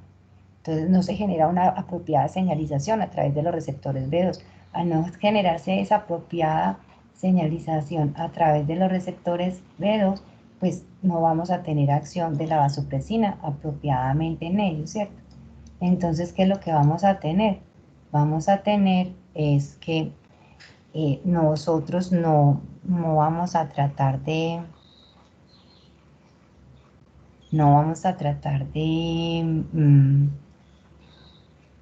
tener fármacos que fomenten la expresión de esos receptores, que creo que es lo que estás diciendo, sino que vamos a tener que utilizar otras metodologías pues, para tratar de que se retengan líquidos en esta persona y no se pierdan más. Eso sería lo que se estaría buscando. Entonces, estarías tratando de hacer ese control de ingesta de líquidos, de la restricción del consumo de cloruro de sodio también, pues para que no se arrastre tanto líquido y buscar otros fármacos que te favorezcan, de alguna manera, pues puedas retener líquidos en esta persona y que no se pierda tanto. Eso sería esa sería la lógica de lo que se buscaría. Ok, profe, muchísimas gracias. Listo.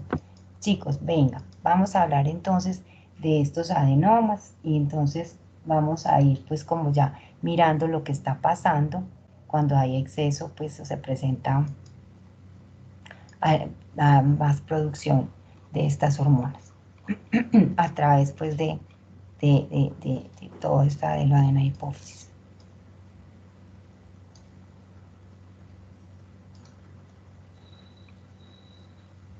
Entonces, si nosotros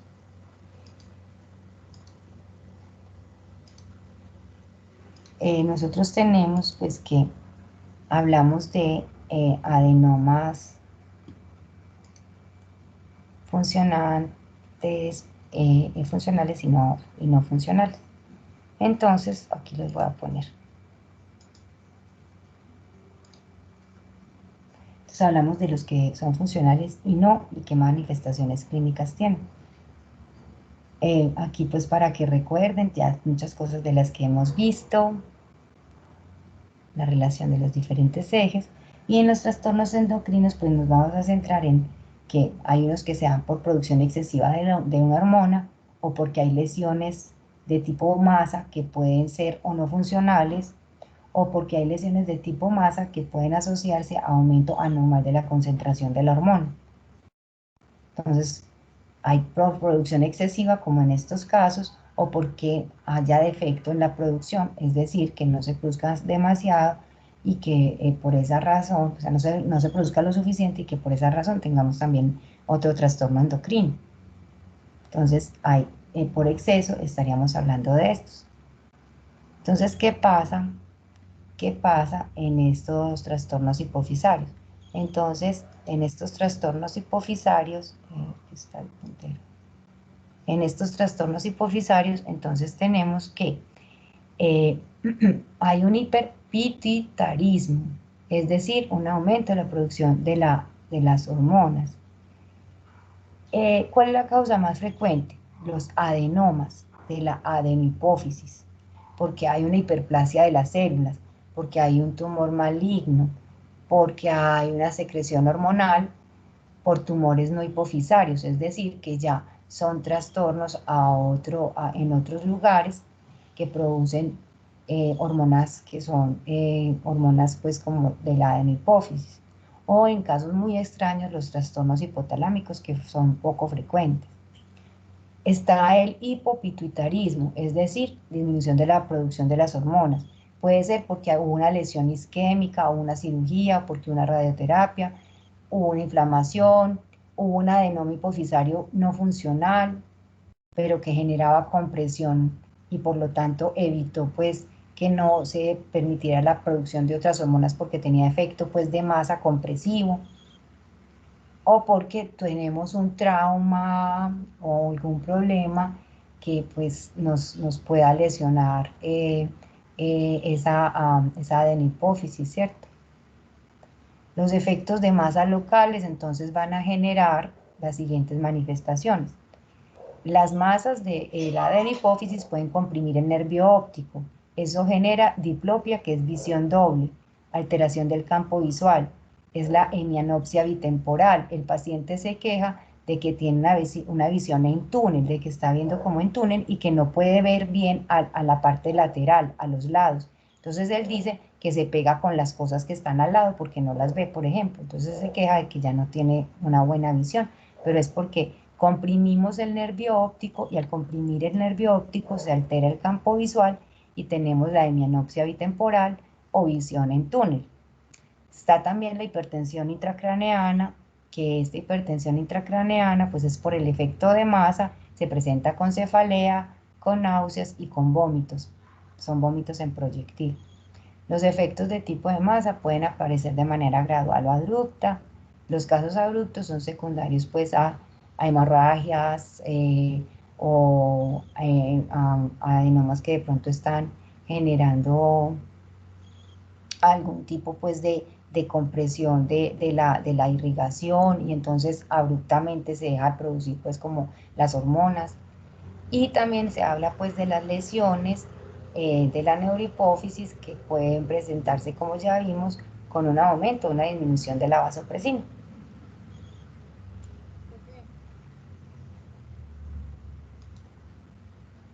¿Alguien dijo algo, chicos? Sí, yo, Ana. Sí, Ana, dime. Es que no se te escucha bien. Que te quería pedir el favor que si podías ir a la primera diapositiva un segundito. ¿Cómo? Ana, que sí, que, porfa. Profe, que si podrías poner la primera diapositiva, por favor, un segundo.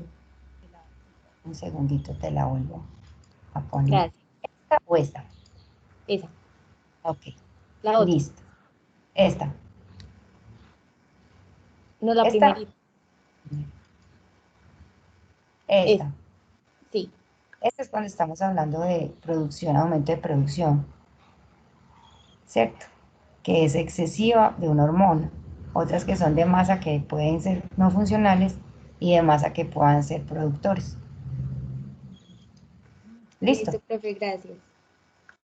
Entonces, en el caso del hipopituitarismo, es decir, que se disminuyó la producción de las hormonas, pues aquí tenemos una descripción, pues, que si ocurrió de forma aguda, en cuál es de forma progresiva, qué pasa con déficit aislado de ACTH, el de prolactina es muy raro, el hipopituitarismo funcional se presenta, pues, por la anorexia nervosa, por estrés, por enfermedades graves, y pues es la diabetes insípida.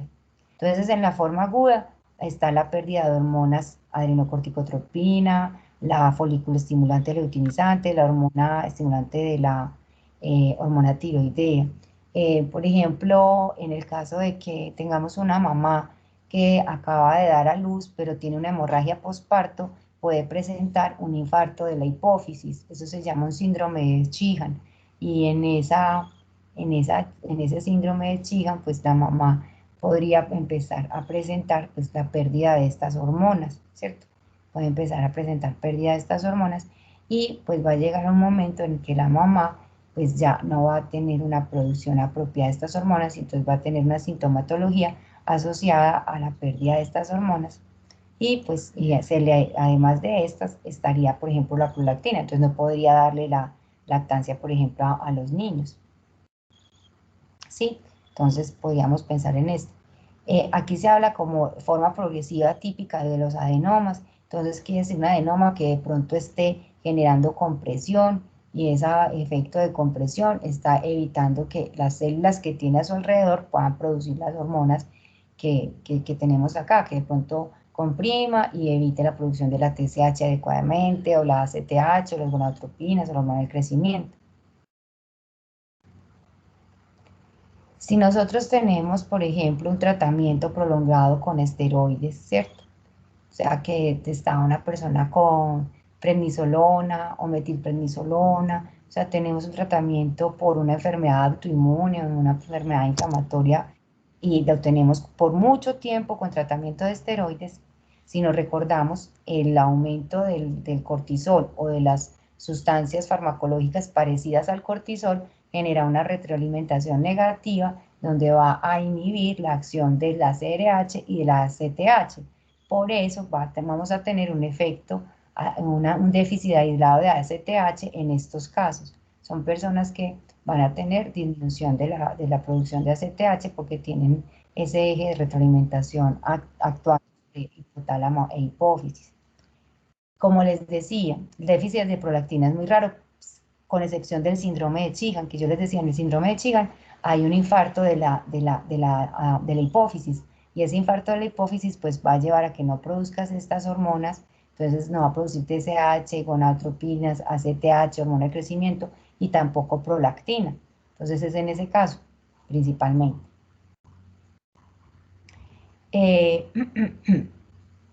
Y hablábamos de que puede haber pues, un hipopituitarismo funcional que puede estar asociada a estrés, a enfermedades graves, a la anorexia nervosa, y se da una pérdida funcional de las hormonas de la GRH, de la hormona liberadora de la gonadotropina, de la hormona del crecimiento, de la TSH, y entonces vamos a tener pues, manifestaciones en estas personas asociadas a disminución de la acción de estas hormonas.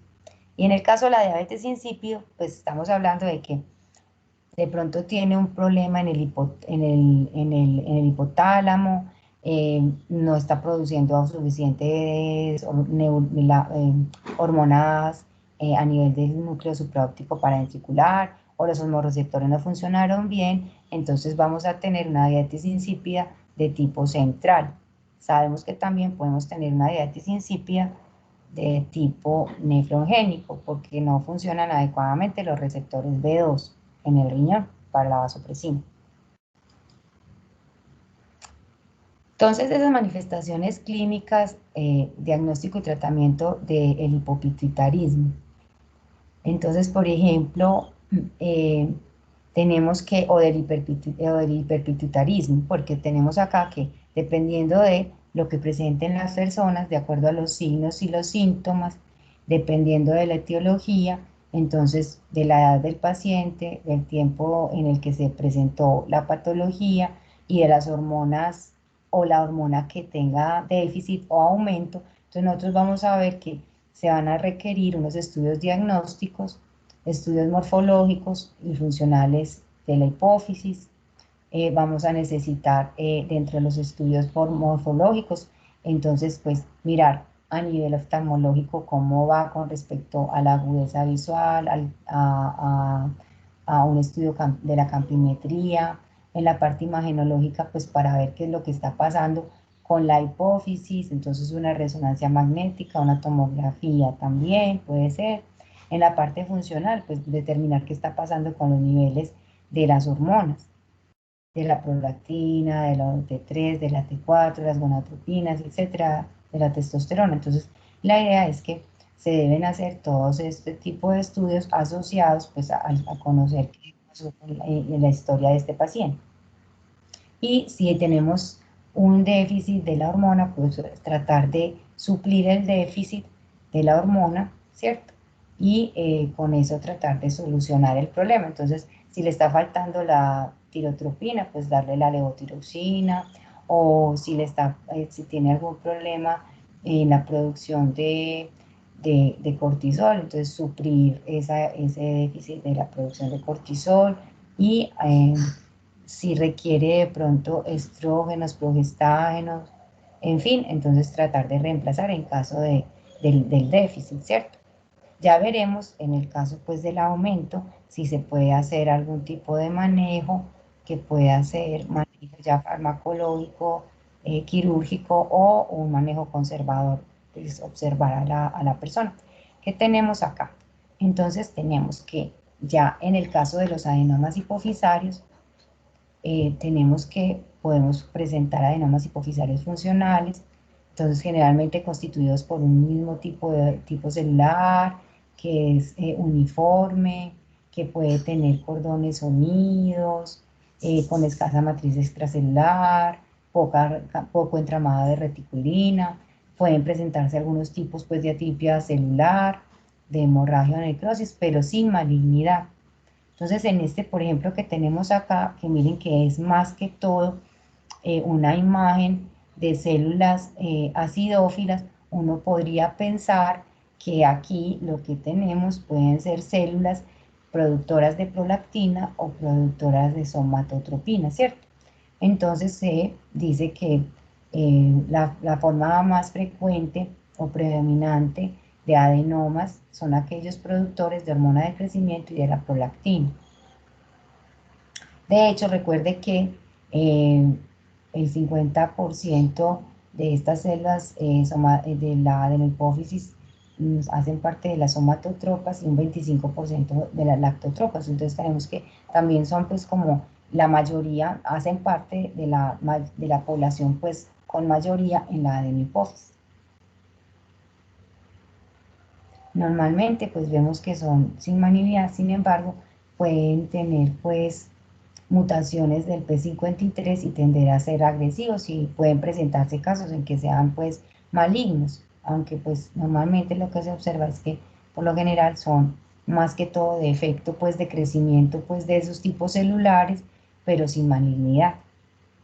Hablamos entonces de que estos adenomas hipofisarios cuando aumentan pues de tamaño, si son lesiones que son menores de 1 centímetro, entonces se hablan de los microadenomas, ¿cierto?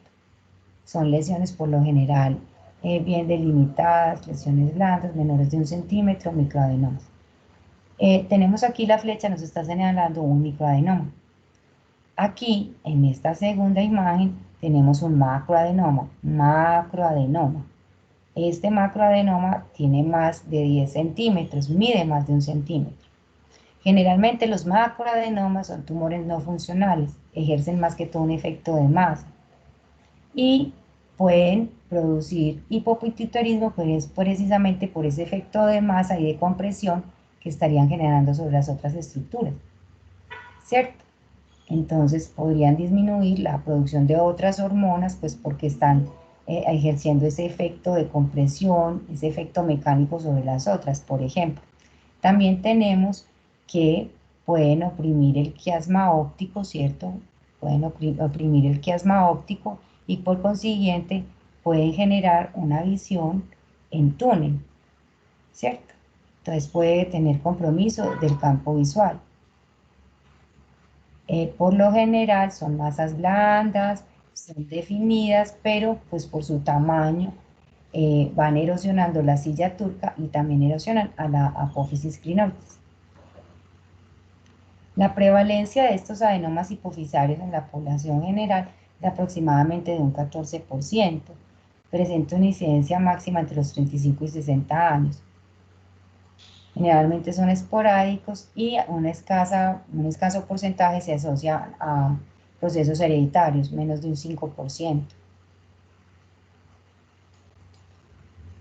Acá tenemos entonces una clasificación de los adenomas hipofisarios, dependiendo del tipo de la célula, de la hormona que produce, cuál sería el síndrome que se le va a asociar, y aquí pues hay una explicación sobre adenomas no funcionales y qué sería lo que está pasando. Entonces, empecemos. Si hablamos de células corticotropas, van a ser células que van a producir ACTH, ¿cierto? Y otros péptidos derivados de la propia melanocortina que ustedes ya vieron. ¿Qué va a pasar si tengo mucha producción de adrenocorticotropina? Voy a tener mucho estímulo de la glándula suprarrenal en la corteza. Entonces va a producir ¿qué? Mucha cantidad, de cortisol. ¿Sí? Mucha cantidad de cortisol. Y en ese caso, pues vamos a tener ese síndrome de Cushing que nos va a afectar varias partes del organismo, ya vimos, y también vamos a tener, pues por el hecho de que se aumentan los péptidos derivados de la propia melanocortina, ustedes recordarán que de esos péptidos derivados de la propia melanocortina, también tenemos, por ejemplo, la hormona estimulante del melanocito. Entonces vamos a ver que vamos a tener una hiperpigmentación pues mucocutánea que va a ser causada por ese aumento de esos péptidos derivados de la propia melanocortina. Y acá pues está descrito como el síndrome de Nelson, que es esa hiperpigmentación mucocutánea generada por estos, pues acompañada por estos péptidos derivados de la propia melanocortina. ¿Sí? Y este síndrome de Nelson se presenta cuando hay, pues esto históricamente ha descrito ese síndrome, esto ya no lo vemos en la actualidad como tal, es un síndrome descrito y es por la que hacían de pronto por acción terapéutica de retirar las dos glándulas suprarrenales. Entonces, al retirar las dos glándulas suprarrenales, pues se aumentaba el estímulo pues de la producción de la hormona de la adrenocorticotropina y por lo tanto de los otros péptidos que se derivan de la propia melanocortina. Y esperen un momento, por favor.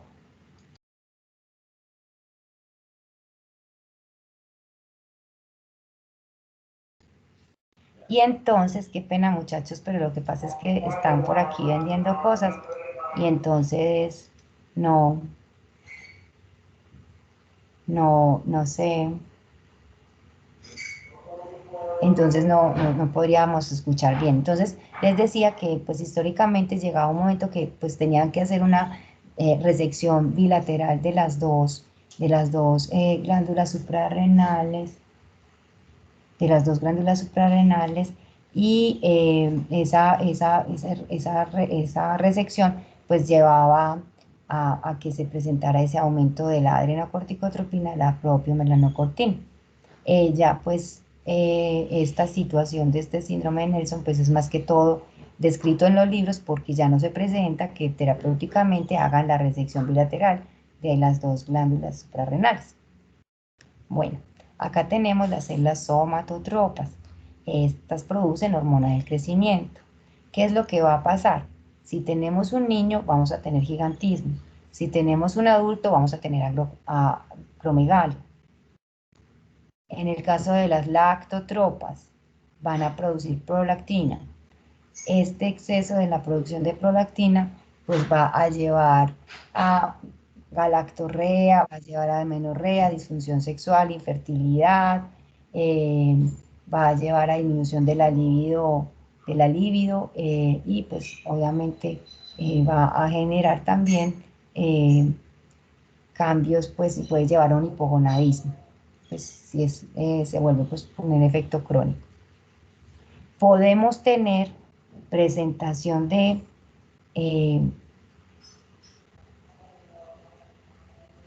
tipos de células que sean productoras de prolactina y hormona del crecimiento, y en ese caso pues son mamosomatotropas que produzcan las dos, o sea que tengamos las dos producciones, que tengamos un adenoma pues compuesto por estos dos tipos celulares, un adenoma compuesto por los dos, y entonces pues tengamos los dos tipos de hormonas, y que combinen los dos rasgos pues, de que tenga combinación del exceso de hormona de crecimiento con el exceso de la prolactina. Se puede presentar que sea un adenoma combinado. Las células tireotropas pues van a producir TSH y esa TSH nos puede llevar a un hipertiroidismo, y las gonadotropas FSH y LH. Normalmente pues estas células, estos adenomas de las células gonadotropas pues podrían llevar a producir un efecto de masa y por lo tanto a generar presión, ¿cierto? Compresión sobre los otros tipos celulares y pudieran llevar a un hipopituitarismo por ese efecto compresivo. Y muchas veces estos adenomas de células gonadotropas tienden a ser adenomas no funcionales, entonces que no producen las hormonas y que además van a ejercer efecto pues de masa y compresión sobre las demás, entonces por eso se le asocia hipopituitarismo.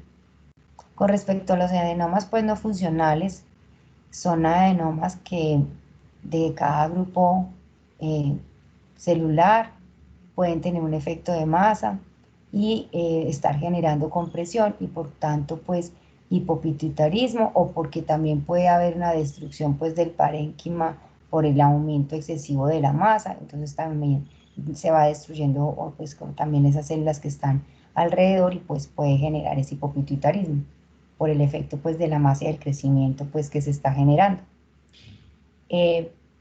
Asociado pues a estos adenomas pues se hablan de varias alteraciones genéticas en esos tumores hipofisarios que están descritos, pues ustedes lo pueden ver en este cuadro, donde se describe que pueden haber algunos cambios en genes donde se aumenta la función y que por consiguiente pues podría llevar a un aumento en la producción de estas hormonas. Tenemos pues que también están los genes asociados a las neoplasias endocrinas múltiples, por ejemplo, que también están ahí incluidos en estos genes pues, que están generando este aumento en la producción de hormonas. Entonces, por ejemplo, retomemos aquí los prolactinomas, o sea, las células lactotropas van a generar un aumento pues, de su producción de la prolactina. Entonces, ese es el tumor hipofisario más frecuente, es aproximadamente un 30% pues, de su presentación. Generalmente se presentan como microadenomas que pueden producir suficiente prolactina para causar hiperprolactinemia y causar las situaciones asociadas a los cambios con la hiperprolactinemia. Y también se ha descrito que hay una relación, pues, hay una correlación entre la hiperprolactinemia con ese tamaño del adenoma. También está en correlación. Esta hiperprolactinemia, entonces, en las mujeres, en el 25% de los casos se puede presentar amenorrea, galactorrea, pérdida de la libido o infertilidad. En los hombres genera disfunción eréctil, disminución pues, del vello corporal, facial. Puede presentar un poco más grandes las mamas y hablamos en este caso de la ginecomastia. Podemos observar otros signos y síntomas, las cefaleas, las alteraciones visuales, ahí vamos a hablar de la hemianopsia bitemporal, porque tenemos comprensión del nervio óptico, entonces tenemos visión en túnel, ¿cierto? Se puede presentar baja densidad ósea, se presenta pérdida pues, de la libido, del interés sexual, se presenta esterilidad. Y si de pronto esa adenoma se vuelve un adenoma pues que va aumentando de tamaño, puede generar compresión sobre otros tipos celulares, ¿cierto? Y de esa manera disminuir la producción de pronto de otras hormonas, en caso pues de que vaya creciendo mucho esa adenoma. El valor normal de la prolactina tenemos acá aproximadamente 25 nanogramos por mililitro. Sabemos que fisiológicamente va a aumentar su concentración en el embarazo. Sabemos que la dopamina va a ejercer una inhibición de la producción de la prolactina. Entonces la dopamina inhibe la producción de la prolactina. Si por alguna razón nosotros no vamos a tener la acción de la dopamina, porque se bloquea su acción, porque hay lesiones en las neuronas pues, que producen la dopamina, o porque tuvimos una sección del tallo de la hipófisis en un trauma encefalocraniano, o porque me están dando fármacos que bloquean a los receptores de la dopamina, o que hay masas que alteran esas vías de inhibición hipotalámicas, vamos a tener que en estas circunstancias, vamos a tener un aumento, o sea, se va a aumentar la prolactina.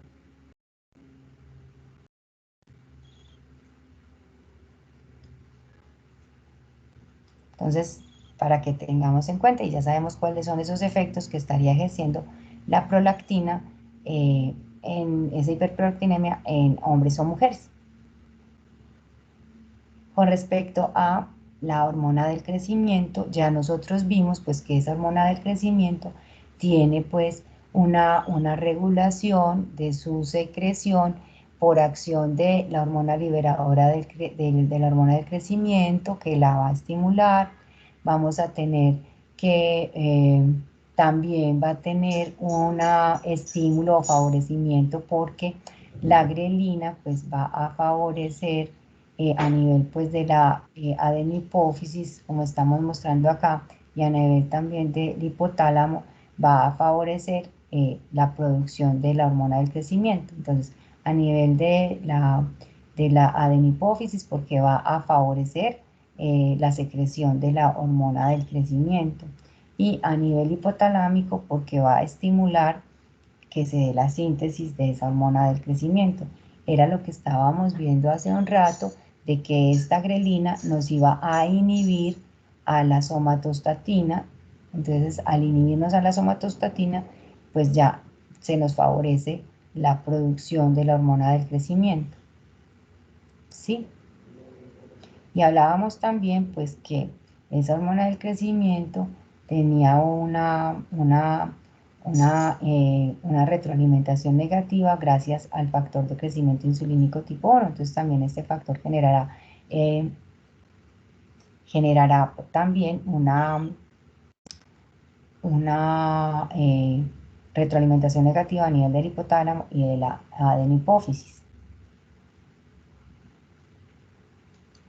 Acá también recordando la imagen donde hablábamos de la grelina, estamos diciendo que la grelina estimula estas células de la adenopófisis para que secreten la hormona del crecimiento. Hablábamos de que la grelina estaría disminuyendo la actividad de la somatostatina y estimulando pues la actividad de la hormona liberadora de la hormona del crecimiento. Hablábamos que también tendríamos control por parte de la somatostatina como inhibidor, y decíamos que también el factor de crecimiento insulínico tipo 1 tendría un efecto pues de retroalimentación negativa en la adenopófisis y también estaría generando, favoreciendo la disminución pues de la producción de la hormona del crecimiento porque estimula la somatostatina, entonces va a inhibir más la hormona del crecimiento. Esa es otra de las maneras a través de las cuales está ejerciendo pues su actividad de retroalimentación negativa. ¿Qué tenemos acá? Que esa secreción de la hormona es pulsátil. Y entonces tenemos una gráfica donde nos muestran hormona de crecimiento en nanogramos por mililitro contra tiempo en el día. Entonces nos ponen un día de 9 de la mañana a 9 de la mañana, 24 horas. Entonces, hablan de que hay un mayor número de pulsos durante las fases, las fases 3 y 4 del sueño, o sea, mientras dormimos.